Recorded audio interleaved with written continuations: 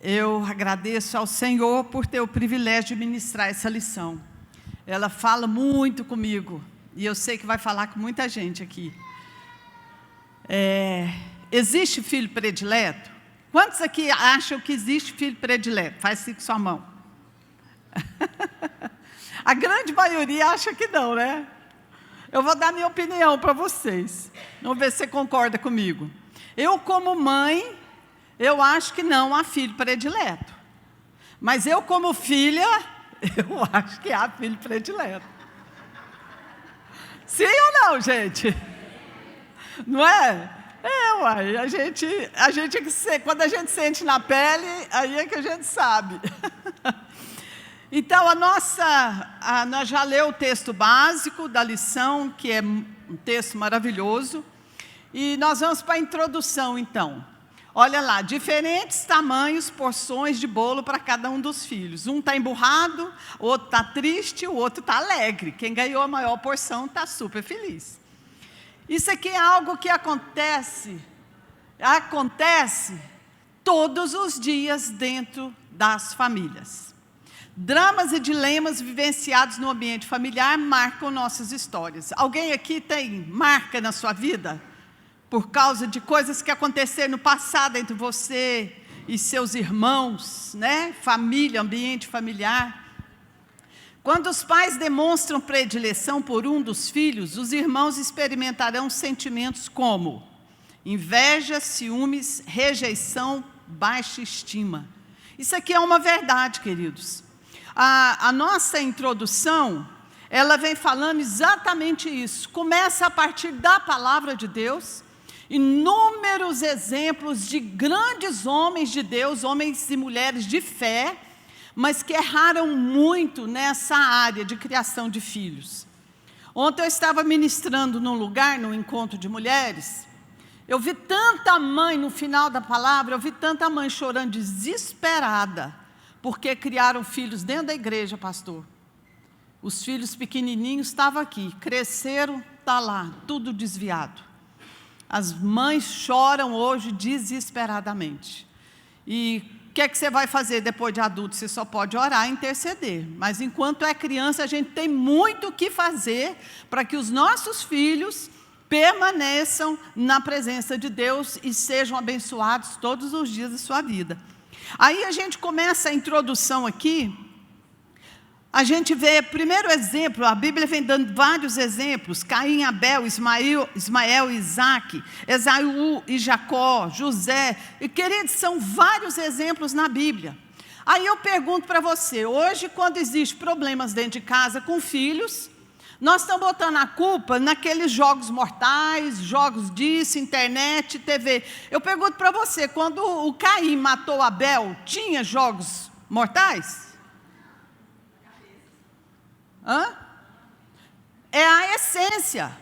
A gente vê desde o início, lá no Êxodo, começo da criação do homem, um irmão já matando o outro dentro de casa, porque achou, com um bocado de ciúme, achou que o próprio Deus preferiu o outro. O que isso aqui revela para nós?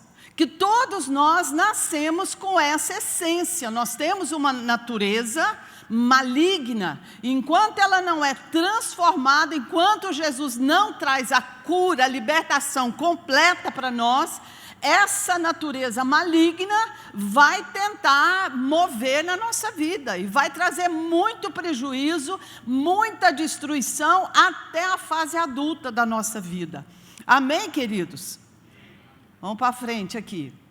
Aí vem a história dos dois irmãos, da parábola, a história do filho pródigo. É uma história linda, maravilhosa, que a gente vê a mensagem central dela, da parábola, não é a criação de filhos. Você vai ver que o pai, em momento nenhum, ele vai mostrar o ambiente da casa ou como o pai reagia com os filhos. Mas vai mostrar o extraordinário amor de Deus pelos perdidos. Essa parábola, a gente quando vê uma parábola, Jesus falando alguma coisa, para a gente interpretar uma parábola, a gente precisa atentar a mensagem principal que Jesus estava direcionando para aquele assunto. Aqui Jesus estava conversando com escribas e fariseus, e eles estavam provocando Jesus, porque Jesus se sentava na mesa com pecadores, com gente que não obedecia à lei.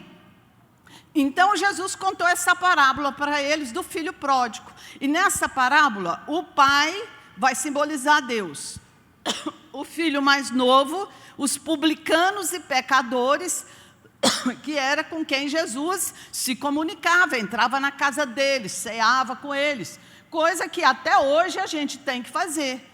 A igreja, ela foi levantada para alcançar os perdidos, não foi para a gente ficar vivendo só dentro das quatro paredes em comunhão, só um com o outro, porque é muito cômodo, né? E os escribas e os fariseus simbolizam o irmão mais velho. É aquele que quer que Jesus, achou que Jesus tinha que pregar só para eles, ficar e mostrar total santidade. Então, é um povo, esses escribas e fariseus, simbolizam o legalismo. Aqueles que são bons demais, que são santos demais, e só eles sabem, conhecem a verdade. Essa parábola, ela é tão atual como nos dias de hoje. Vamos ver o perfil. Você vê que 2 filhos, nós vamos ver isso. O mesmo ambiente familiar, criado pelos mesmos pais, debaixo do mesmo teto. Como, eu fico impressionada, como geramos filhos tão diferentes uns dos outros. Amém, queridos?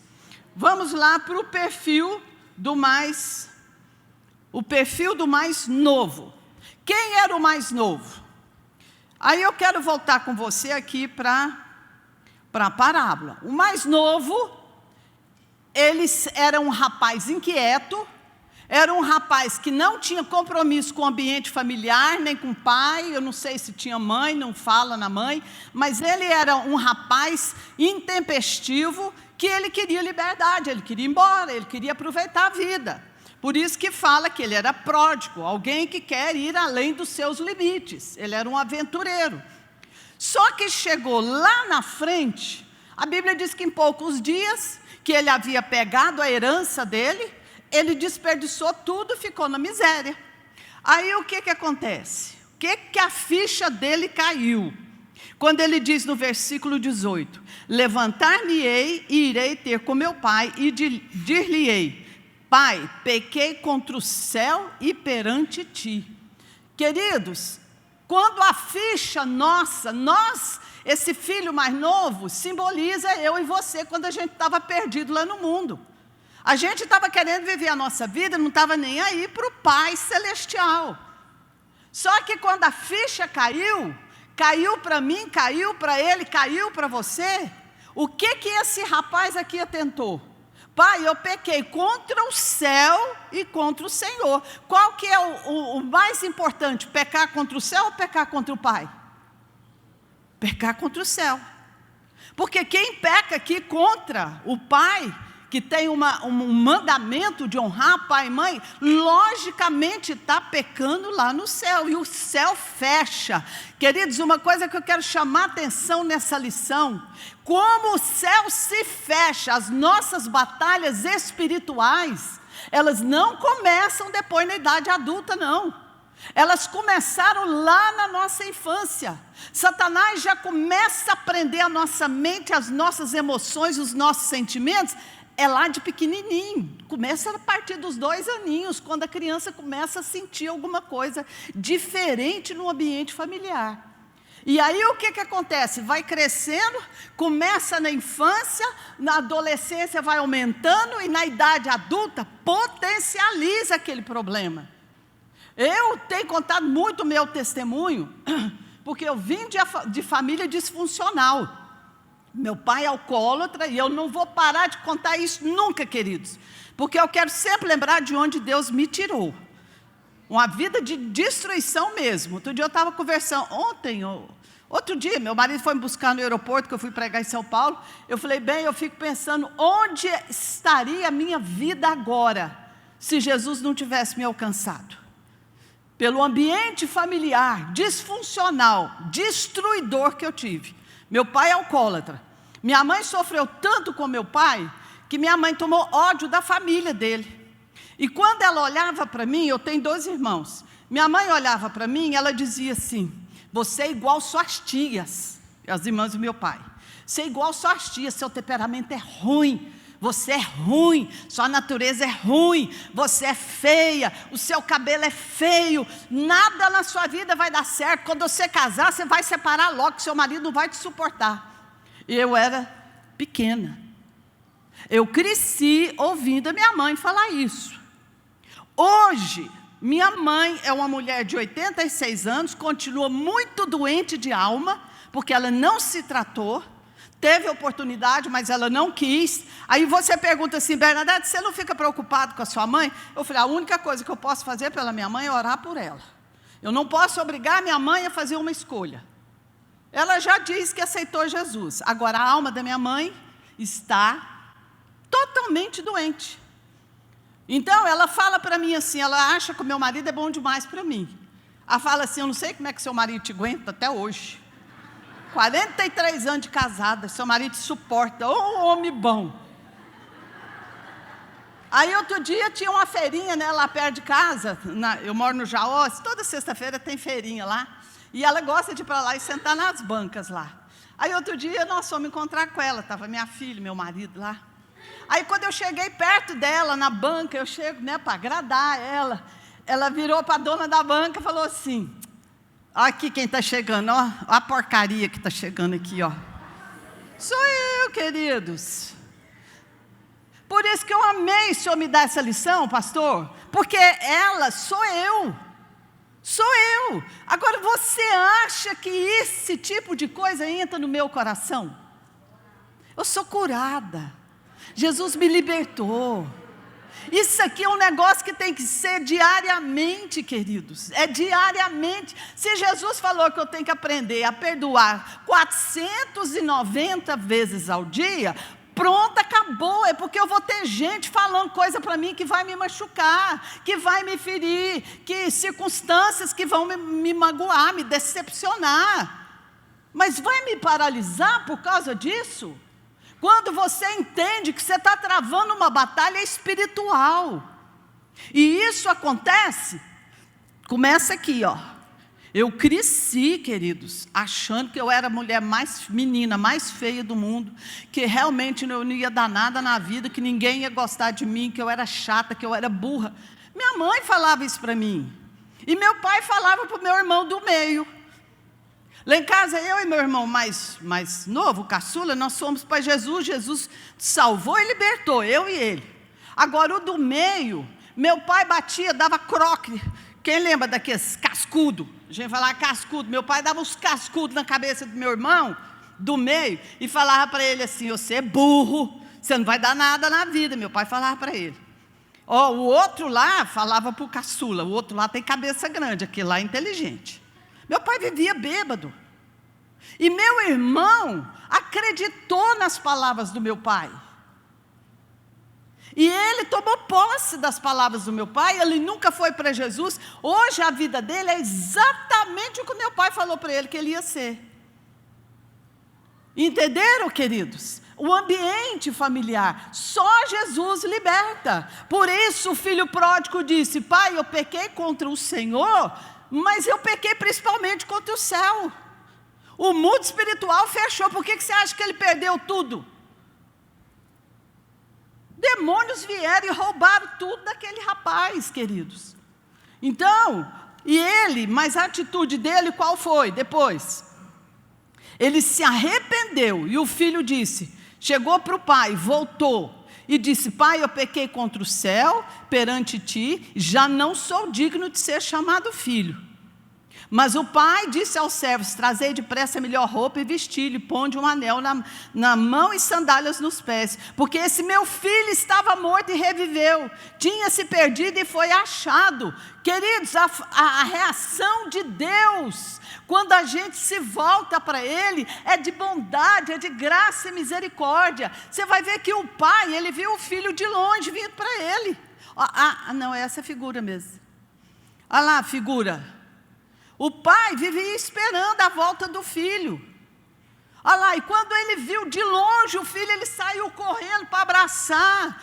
Assim somos nós, assim é quem está lá fora, está no pecado, porque está amargurado, está doente de alma. Satanás oprime, destrói e acaba com a vida da pessoa desse jeito.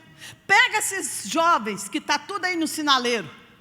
Às vezes eu saio com o Vinícius à noite, e quando a gente está voltando para casa, tudo quanto é sinaleiro, tem jovem pedindo dinheiro, pedindo isso, pedindo aquilo.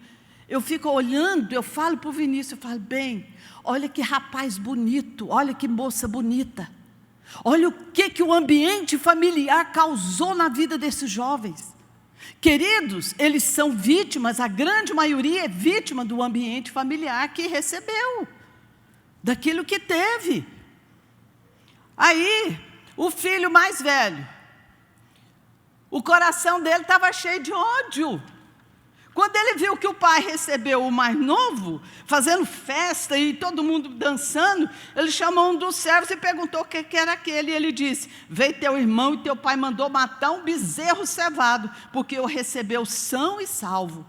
Isso aqui são os escribas e fariseus, é gente religiosa, que fala, não, quem tá preparado para receber a bênção de Deus sou eu estou na igreja, eu estou aqui ajudando, eu estou trabalhando, eu estou servindo, eu faço campanha, eu faço jejum, eu vou receber, o outro não.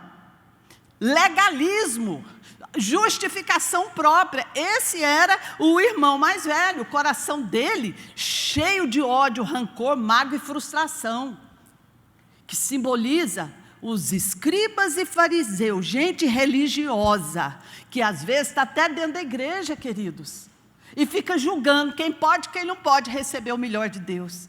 A graça de Deus, a mensagem central dessa parábola, a graça de Deus, ela veio para todos nós. Deus não faz acepção de pessoas. É para mim, é para você. Amém, queridos? Jesus me curou, me libertou e através de mim Ele vai curar e libertar outras pessoas. Foi para isso que nós fomos chamados.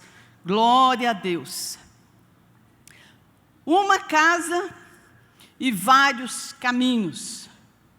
Aqui ele vai começar a falar sobre histórias de pessoas, personagens da Bíblia. Eu queria começar falando da história de Davi. Davi foi uma pessoa, um homem de Deus, segundo o coração de Deus, mas olha a história familiar dele, o currículo dele. A Bíblia fala que quando Samuel foi lá na casa do pai e ungiu o rei, o novo rei, ele olhou. O pai de Davi apresentou os filhos que estavam ali. Ele tinha certeza que Deus ia escolher entre os filhos que estavam ali. Samuel, o profeta, olhou todos e falou, não está aqui não. Você tem mais algum filho? Ele lembrou, tem um que está lá atrás das malhadas, cuidando do gado para mim. Manda chamar ele. Daí você já vê a diferença de tratamento do pai de Davi, dos irmãos para ele. Davi era franzino, ruivo, a aparência dele era de quem não ia dar muita coisa na vida, não. Então, você vê por aí que Davi já sentiu uma rejeiçãozinha. Davi casou, teve filhos. Aí, o que acontece no meio da família de Davi? Começa já tudo errado, né? Teve uma filha, de um adultério, de um assassinato, e aí já morre o primeiro filho dele. Depois continuou tendo filhos.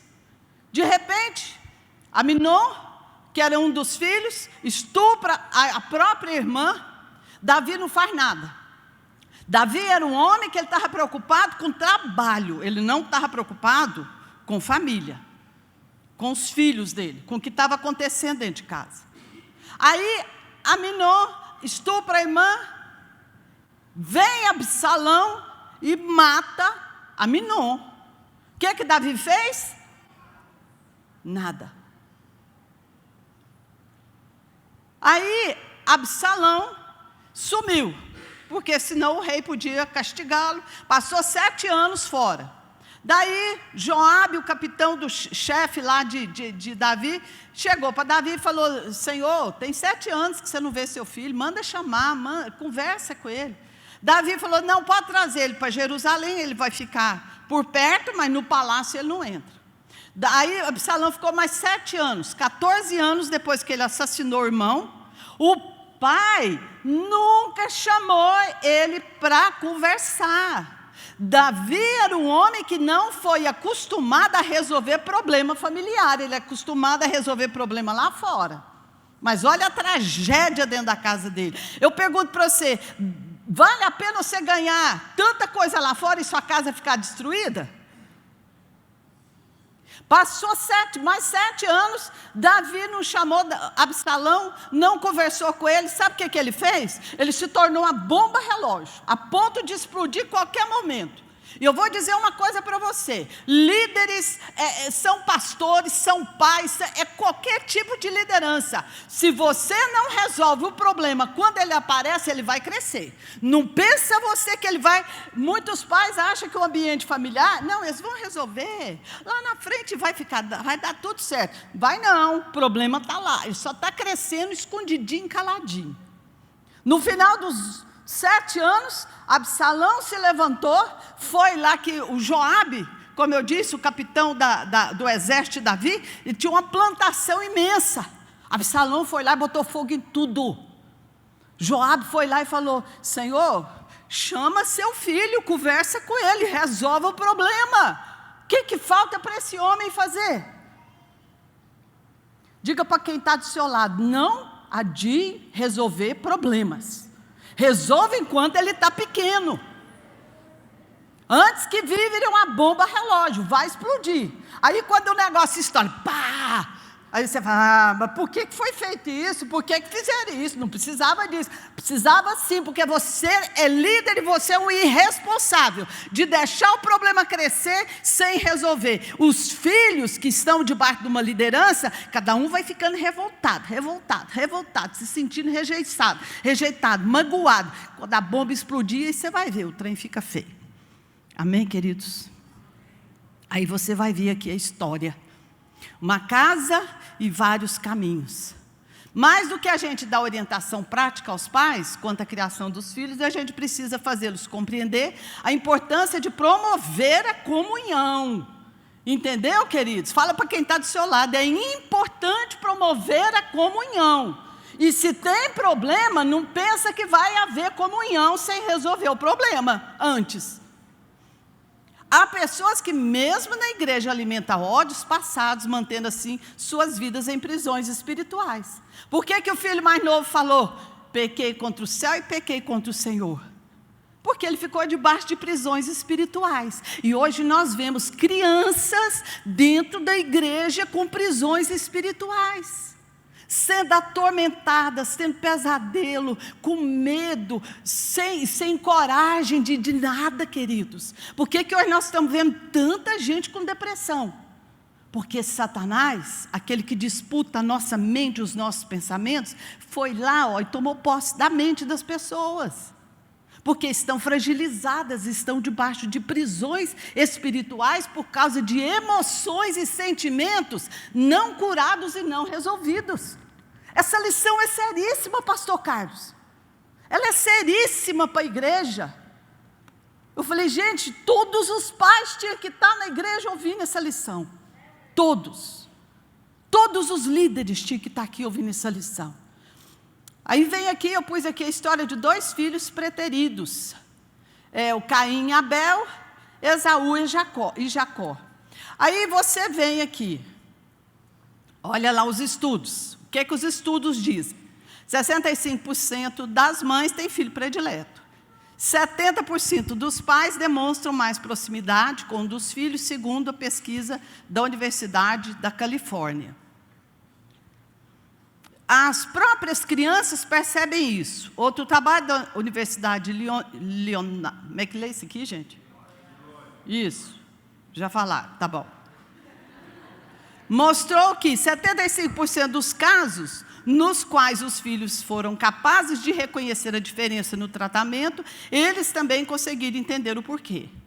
E o mecanismo, a afinidade pode estar baseada em identificação. Filho ou filha é muito semelhante ao pai ou à mãe.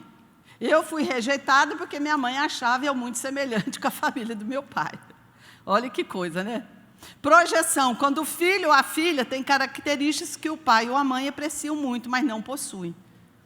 Esses são os mais prediletos. Quando se torna problema? Ter mais afinidade é natural. Aqui vem a reação. Amar mais um filho do que o outro, não.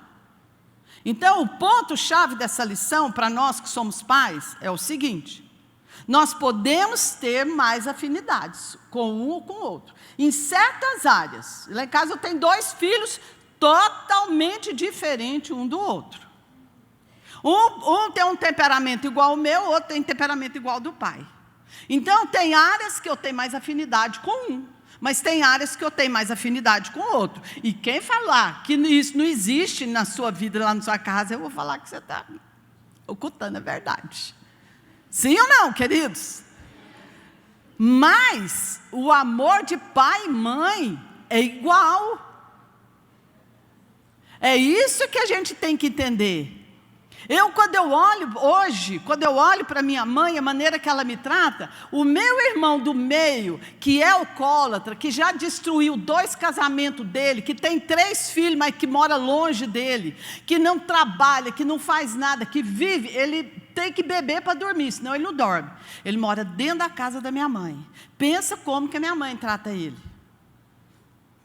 Oi, meu filho, o que você está precisando? Ô, meu filho, o que você está precisando? Está precisando de dinheiro?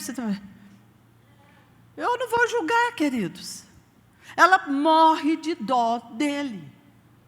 Ela olha para mim, ela fala assim: essa aí é forte, essa aí ela tem tudo que ela quer, essa aí tem um marido que é sobrenatural, tanto que ele é bom na vida dela. Ela acha demais tudo que eu tenho, está sobrando. Acho que ela fica assim: não, sério, eu estou falando sério. Vocês já ouviram falar que tem mãe que tem inveja de filho? Alguém já viu falar? Isso existe, queridos. Isso existe. Mas a gente não pode se prender a isso. Os critérios usados para gerir os filhos devem ser os mesmos.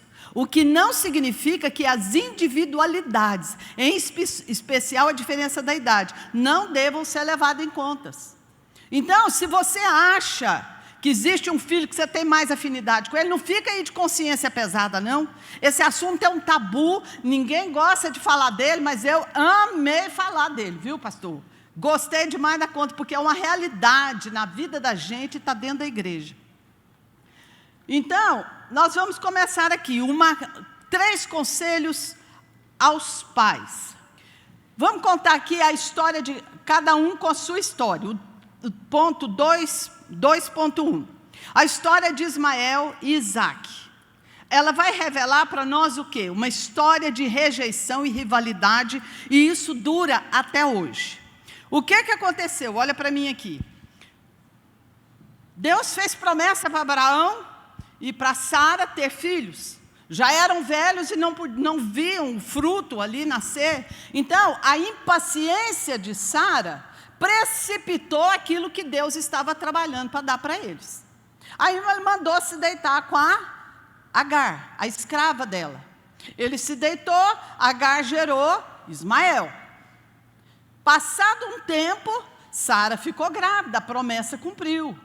A impaciência dela gerou um problema que até hoje a gente está vendo aí. Por quê? Porque quando Isaac nasceu, houve festa, houve banquete e tudo aquilo. Queridos, aí a Sara ficou tão revoltada com a escrava que mandou ela embora de casa. Você conhece a história de Ismael. Ele foi rejeitado pelo pai, ele foi deserdado pelo pai, ele viu a sua mãe sendo maltratada, expulsa de casa e ficaram sem nada. Olha o coração de Ismael. E quem foi que causou tudo isso? O irmão chegou, muita festa, muito banquete, o dinheiro ficou todo para ele, a riqueza de Abraão ficou todo para ele. Um tomou ódio do outro. Ismael tomou ódio de Jacó, Isaac. E o que aconteceu? Eles foram embora. Hoje, quem que simbolizam Ismael e Isaac? 2 povos do Oriente. Ismael gerou os árabes, que você está vendo lá, que vivem em guerra com os judeus. Os judeus são descendentes de Isaac. O ódio deles virou um ciclo de família em família, que até hoje, na atualidade, o problema está lá. 2 guerreiros, e um se virou contra o outro. Por causa de quem? De uma mãe que não teve sabedoria e se impacientou quanto àquilo que Deus falou para ela. A gente tem que voltar para a palavra de Deus mesmo, queridos. Traumas e mágoas foi o que sobrou entre os 2 irmãos. Mágoas, traumas, ódio, inimigos de geração em geração, e guerrearam até hoje. Aí você vem aqui, conselhos aos pais. O que os pais podem fazer para evitar conflitos e promover a comunhão entre os seus filhos? Primeiro, irmãos, isso aqui é bíblico. Quão bom e agradável é que os irmãos vivam a união. É a vontade de Deus. Tem hora que você fica pensando, qual será a vontade de Deus para a minha vida? Uma delas está aqui. É que os irmãos, os seus filhos, a sua casa, vivem em união. Onde é que é derramada a bênção de Deus? Salmo 133, é onde está a união. A bênção de Deus, ela jamais é derramada onde há ódio, onde há mágoas, onde há conflitos. Deus não derrama as bênçãos dele ali. Então, o que nós temos que fazer? Estou vendo o problema dentro da minha casa, vou chamar meus filhos e vou conversar. Agora, você acha que eu fiz isso quando meus meninos eram pequenininhos? Eu era mais doente do que tudo. Eu tive que voltar depois que eu me converti. Meu filho vai fazer 41 anos. Minha filha já está com 37 anos. Ela está fazendo careta ali, que eu estou contando a idade dela. Bobagem. Então, eu converti, eu já tinha errado muito com os meus filhos, queridos. Uma coisa é certa, a gente tem que reconhecer que a gente erra. Mas aonde eu erro, eu tenho que arrepender e tenho que pedir perdão. Sim ou não? Não é porque eu subo num púlpito e prego a palavra de Deus, não quer dizer que eu não erro com a minha família. Ninguém pode exigir perfeição de ninguém, mas a gente está aqui para aprender e melhorar todo dia. Amém, queridos? Conselhos aos pais. O primeiro conselho que eu quero te dar é isso. Não ache que o ambiente familiar vai ficar pronto. Vai ser união, vai ser comunhão, eles vão estar bem, e vai dar tudo certo, em nome de Jesus. Vai não, se você não tomar atitude, não vai não, precisa botar o nome de Jesus no meio não. Tá bom? São atitudes que levam as nossas escolhas, e atitudes é que determinam o que nós somos, o que nós vamos ser e aonde nós vamos chegar. Aí, aqui existe uma coisa, o primeiro conselho que eu quero dar hoje para vocês. Provérbios 25, 28. Quem não sabe se controlar o seu temperamento, as suas emoções, suas decisões, é tão sem defesa como uma cidade sem muralhas. Você está vendo aqui? Quando Neemias voltou para a terra, por que Israel, Jerusalém estava toda destruída? Neemias voltou e viu tudo destruído. Uma vez eu fiz uma apostila, quando eu era do Manancial Feminino, lembra, pastora? Falando só sobre essas muralhas que foram destruídas, e cada portão o significado de cada uma. O que significa essas muralhas na nossa vida? É a nossa defesa, é a nossa proteção. Onde é que está essa proteção nossa?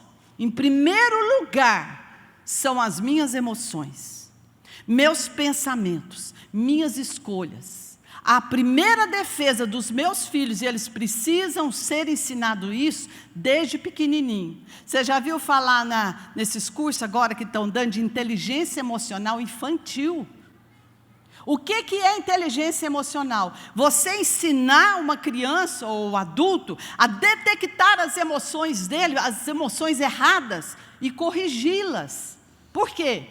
Porque emoções erradas prendem a vida da pessoa. Os relacionamentos não dão certo. Qualquer empresa hoje que você quiser trabalhar, os primeiros requisitos, como é que é a sua inteligência emocional? Como é que você relaciona com as pessoas? Tem gente que é encrenca pura, cria caso por tudo, é ciumento, é arrogante, acha que sabe mais que todo mundo, é invejoso. Sim ou não, queridos? Isso tem dentro da nossa casa. E se tem dentro da nossa casa, tem dentro da igreja. E aí o que acontece? As nossas muralhas ficam destruídas. As muralhas, presta atenção aqui, das crianças. Por que essa lição está falando de ambiente familiar desde a infância? Porque se as muralhas dela foram destruídas e a gente não reconstruir essas muralhas, olha lá, eles serão como uma cidade sem defesa. O inimigo entra e sai, a hora que ele quer, não tem defesa. Quantos estão entendendo o que eu estou dizendo?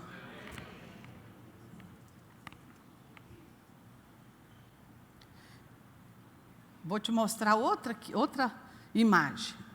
Eu quero que você olhe bem essa imagem. Você está vendo o papel da mãe aqui?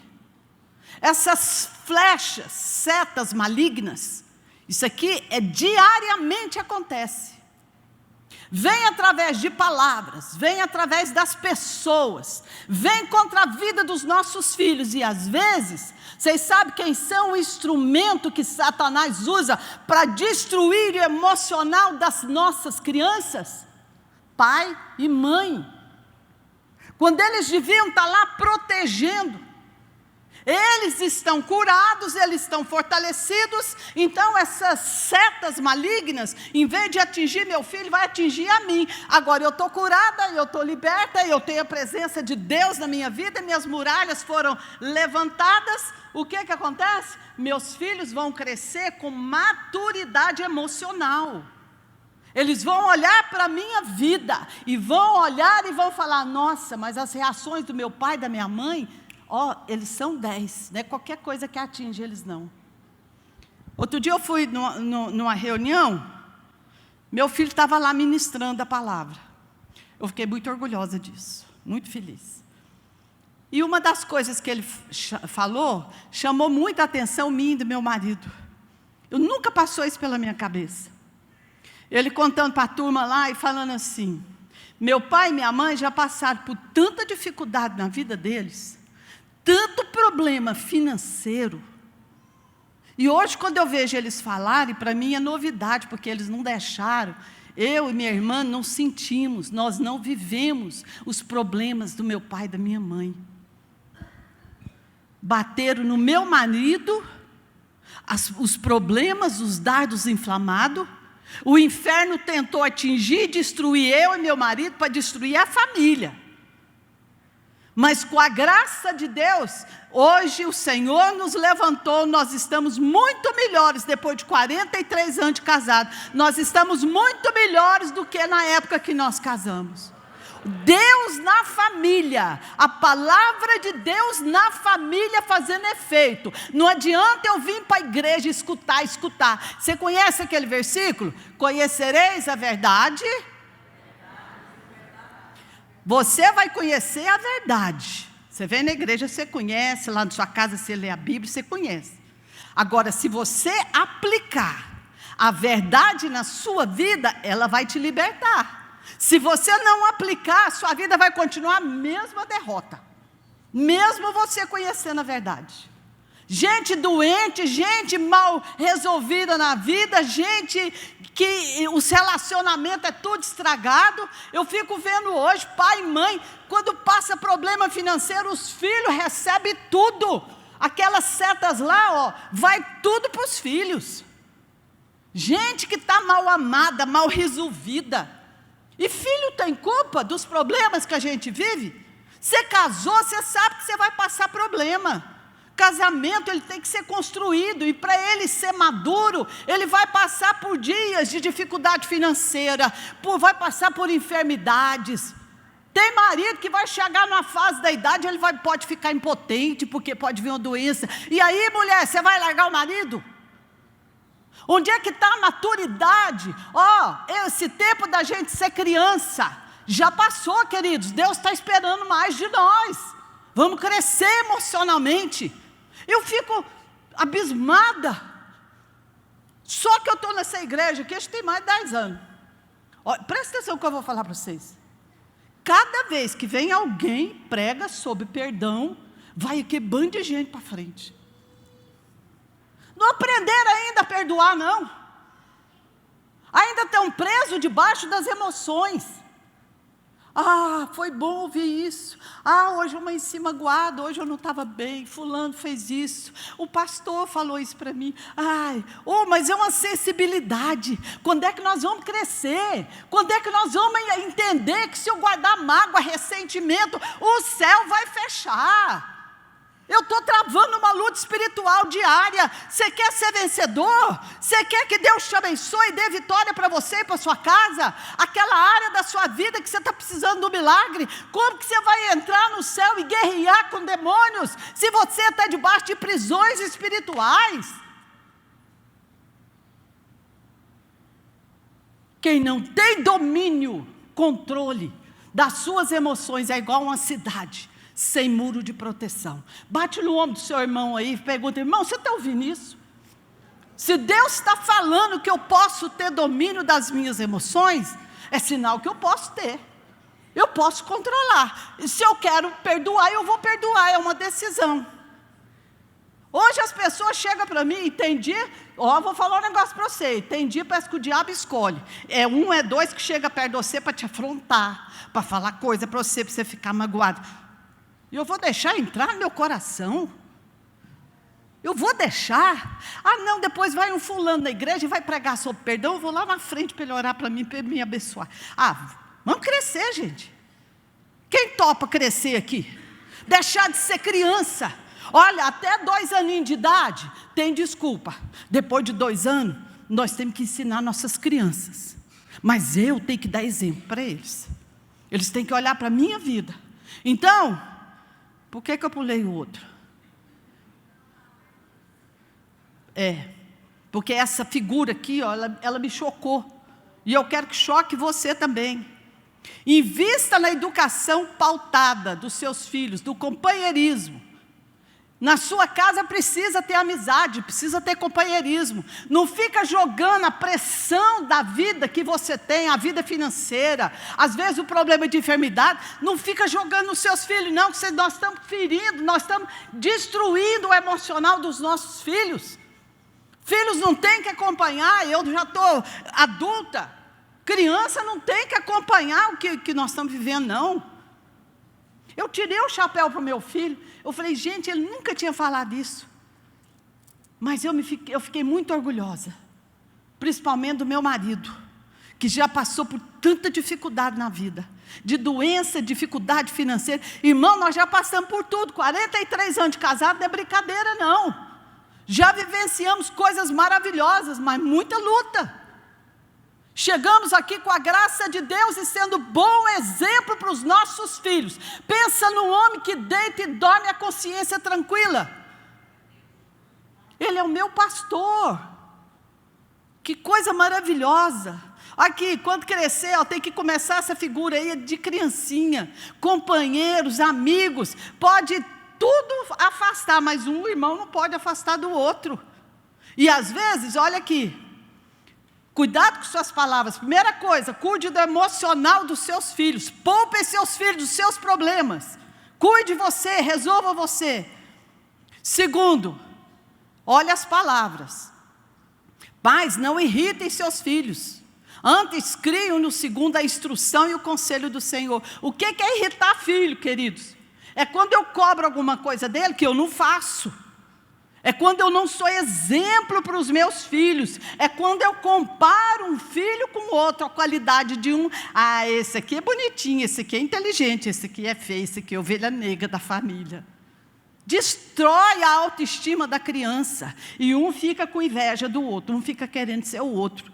Começa a ser pequenininho, vai crescendo, crescendo na idade adulta, o negócio virou uma potência. É isso que a Bíblia ensina. Não passe vergonha nos seus filhos na frente dos outros. A coisa mais feia que eu acho é um pai e uma mãe que corrige filho na frente de todo mundo. Você está envergonhando, irritando os seus filhos. Corrigir, tem que corrigir. Chama lá num canto, conversa. conversa, ensina. Você sabe por que hoje mãe e pai só sabem bater no menino? Porque não tem estrutura para conversar, não tem comunicação com os filhos, então vão bater que acaba logo com isso. Filho tem hora que apanha e não sabe nem por que está apanhando. Meu pai fazia isso demais comigo. Ele ficava bebendo até altas horas da madrugada. Às vezes eu estava lá dormindo, que no outro dia eu tinha que acordar cedo para ir para a escola. Meu pai chegava lá, me acordava. Se eu conversava com ele, bem, se eu não conversava com ele, a mão na cara, ó, pá! Era um ódio aqui dentro, ó, um ódio. Cresci revoltada, eu cresci doente de alma. Eu cresci me achando a última pessoa. Hoje eu já estou bem melhor, viu, queridos? Eu estou perfeita, mas hoje eu estou bem melhor. Jesus tem curado, porque eu quero entrar no céu. Não é só no dia que eu morrer, não. É quando eu entrar para dentro do meu quarto e orar. É quando eu orar por você. Eu quero que a minha oração suba. Eu quero que Deus me ouça. Eu quero que Deus abra o céu assim, ó. Que o inferno que está aí para atrapalhar as minhas orações recue. Porque eu vou orar no nome de Jesus, mas com a autoridade de quem prega a palavra, mas quem vive a palavra. Pregar é o de menos, é viver que é o negócio. Deus é bom. A língua não tem ossos, mas ela é forte, o suficiente para cortar o coração, e corta o coração dos nossos filhos, das nossas crianças, quando a gente está nervosa, irritada, e a gente joga em cima dos filhos. Não irriteis os vossos filhos, criem os seus filhos na instrução e no conselho do Senhor. Queridos, escola dominical, sala para as criancinhas. Por que essa igreja está investindo tanto ali? Ajuda a sua igreja, está investindo nos seus filhos. E você dentro de casa, leia a palavra, compra. Lá em casa meus netos, está tudo cheio, né, pastora? De livrinho de história, de Davi, de Jesus, de tudo, toda a história bíblica. Conta para os seus filhos, em vez de você ficar grudado na televisão e no celular. Pelo amor de Deus. Pais, não irritem seus filhos para que eles não desanimem. Criança desanima?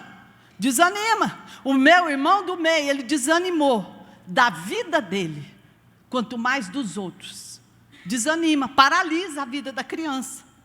Por isso hoje, muitas mulheres estão, pais também, gemendo e chorando e pedindo a Deus, traga de volta o meu filho que desviou da igreja.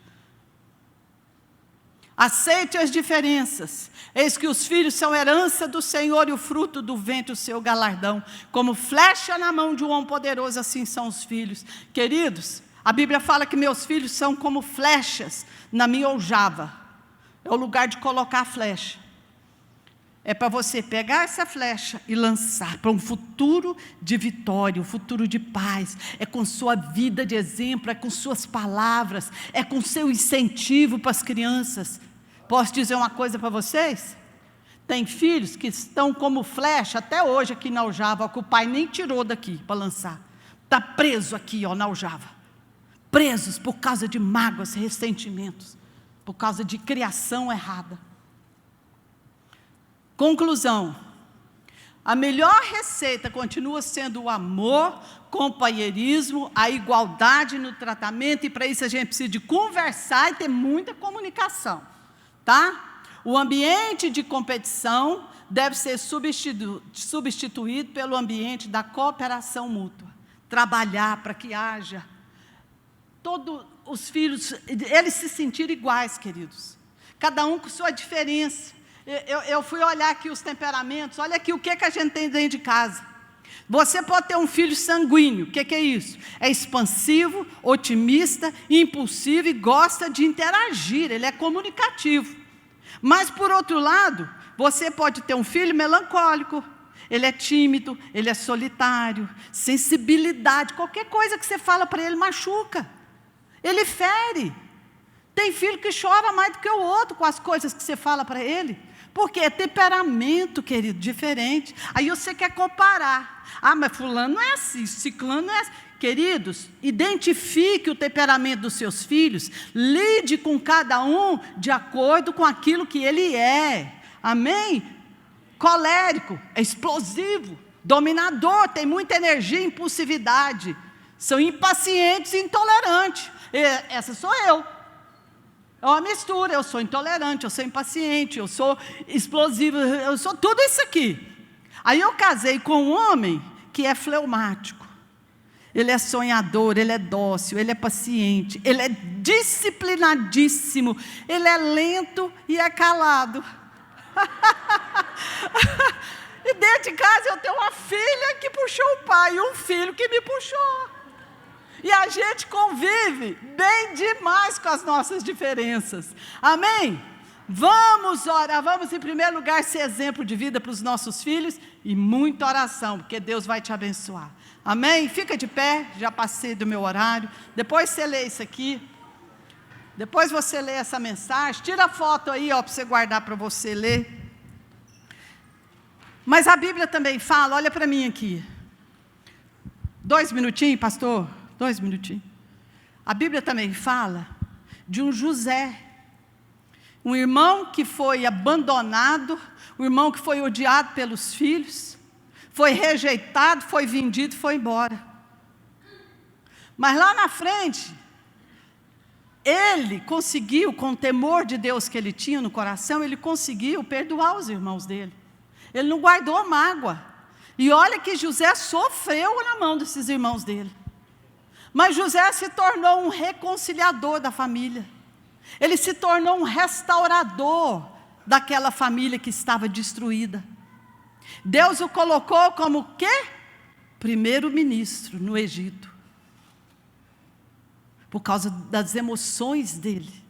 Por causa dos pensamentos dele, segundo a palavra de Deus. Por causa do temperamento dele, dominado por Deus. E ele salvou a sua família em época de fome, em época de escassez. José foi usado por Deus para reconciliar e restaurar a sua família.